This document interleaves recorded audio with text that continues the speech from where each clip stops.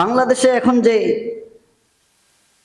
তাপমাত্রা চলছে, এরকম তাপমাত্রা বলে যে 72 সালের পর থেকে এরকম তাপমাত্রা আমরা দেখি নাই, পত্রিকায় আসে। বা আপনার হচ্ছে 42 ডিগ্রি সেলসিয়াস 43 ডিগ্রি সেলসিয়াস এরকম তাপমাত্রা তাপদাহ প্রবাহিত হয়। এর জন্য আমরা নিজে গরমে ছটফট করতে থাকি। গরম থেকে আমরা কিভাবে পরিত্রাণ পেতে পারি, এই জন্য বিভিন্ন গাছের ছায়ায় আরাম পোহানোর জন্য যাই। বিভিন্ন জায়গায় যেখানে মৃদু বাতাস প্রবাহিত হয় সেখানে গিয়ে আমরা নিজের শরীরটাকে ঠান্ডা করার চেষ্টা করি, ঠিক কিনা? এটা একেবারে সামান্য গরম, এটা কোনো গরমে নয়। কিন্তু আপনি কি একবারও চিন্তা করেছেন, এখন না হয় যার এসি আছে সে এসি ছেড়ে ঘরের মধ্যে থাকবে, কিন্তু কিয়ামতের দিন প্রেসিডেন্ট কিংবা মন্ত্রী তাদের জন্য কি আলাদা কোনো বন্দোবস্ত থাকবে? তাদের জন্য কোনো আলাদা বন্দোবস্ত থাকবে না। কিয়ামতের মাঠ, সেই দিনটা এমন একটি দিন হবে, খামসিনা আলফা সানা মিম্মা তাউদ্দুন।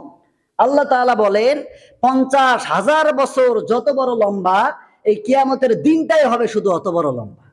এত বড় দিন, বিরাট দিন, যেই দিনে আরশের ছায়া ছাড়া কোনো ছায়া থাকবে, কোনো ছায়া থাকবে না। মানুষের জিহ্বাগুলো নাভিস্থল পর্যন্ত ঝুলে পড়বে, কুকুরের মতো সারা মাঠে পানি পানি বলে চিৎকার হতে থাকবে। এক ফোঁটা পানি যদি কোথাও পেতাম, পানি পানি বলে চিৎকার করতে থাকবে গুনাহগারেরা। গুনাহগারের মাথার চান্দি ফেটে তাদের মগজগুলো নাক কান দিয়ে বেয়ে বেয়ে পড়তে থাকবে।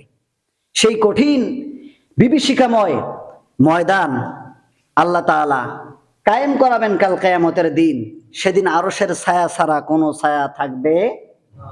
তাহলে দুনিয়ার এই গরম থেকে বাঁচায় আসল পরিত্রাণ নাকি কাল কিয়ামতের দিন এই কিয়ামতের মাঠের ভয়াবহ এই যে তীব্র গরম, এই যে তাপ, সূর্য আসবে 1-1.5 হাত মাথার উপরে, এই তাপের মধ্যে আপনার হচ্ছে ফ্লোর গুলো তামা কাঁসার মতো পরিণত হয়ে যাবে, পায়ের মধ্যে ফসকা পড়ে যাবে, মানুষের ঘাম পরে পরে কারো হাঁটু পর্যন্ত, কারো টাকনু পর্যন্ত, কারো হাঁটু পর্যন্ত, কারো ঘাড় পর্যন্ত, কারো মাথা পর্যন্ত এই গুনাহগারেরা এই ঘামের মধ্যে তলিয়ে যাবে।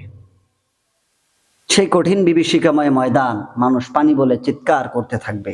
সেই হাসরের দিনকে ভয় করে আমাদের হাসরের জন্য, আমাদের আখিরাতের জন্য সেরকম মানের আমলনামা, সেরকম উৎকৃষ্ট মানের আমল তৈরি করার প্রয়োজন আছে না নাই?